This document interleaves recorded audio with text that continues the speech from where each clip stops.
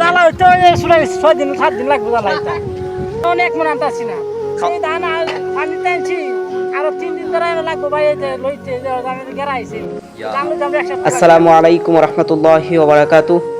আমরা এখন আছি হবিগঞ্জ জেলার নবীগঞ্জ থানার খওলাগড় হাওরে। আসরের নামাজ পড়তে আসছিলাম মসজিদ, ও তখন ভাবলাম যে আজকের হাওরের অবস্থাটা আপনাদেরকে তুলে ধরি আপনাদের কাছে। আসরের নামাজ পড়ে 3 জন বের হয়েছিলাম কৃষকদের সোনালী স্বপ্ন দেখতে, কিন্তু এসে দেখলাম যে ধান দেখে কৃষকদের মুখে হাসি ফোটার কথা ছিল, আজ সেই ধান পানির নিচে নীরবে কাঁদছে। এই ধান শুধু ফসল না, এটা একজন বাবার সন্তানের স্কুল ফিস, একজন মায়ের ওষুধের টাকা, একটা পরিবারের পুরো বছরের বেঁচে থাকার অবলম্বন।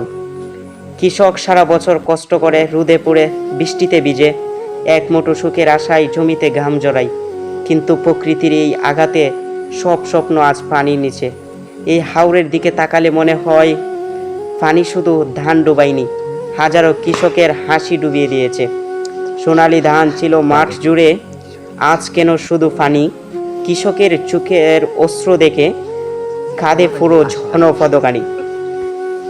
যে হাতে ছিল স্বপ্ন বোনা, সে হাতে আজ হাহাকার।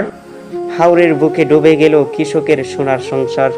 আমরা শুধু আজ ভিডিও করতে আসিনি, এসেছি কৃষকদের কষ্টটা অনুভব করতে। কারণ শহরের মানুষ হয়তো শুধু খবরে দেখে, কিন্তু এই হাওরের মানুষ নিজের জীবনে হারায়। আপনারা সবাই কৃষকদের জন্য দোয়া করবেন, আল্লাহ যেন তাদের এই ক্ষতি পুষিয়ে দেন। কারণ কৃষক বাঁচলে দেশ বাঁচবে, আর দেশ বাঁচলে কৃষক বাঁচবে।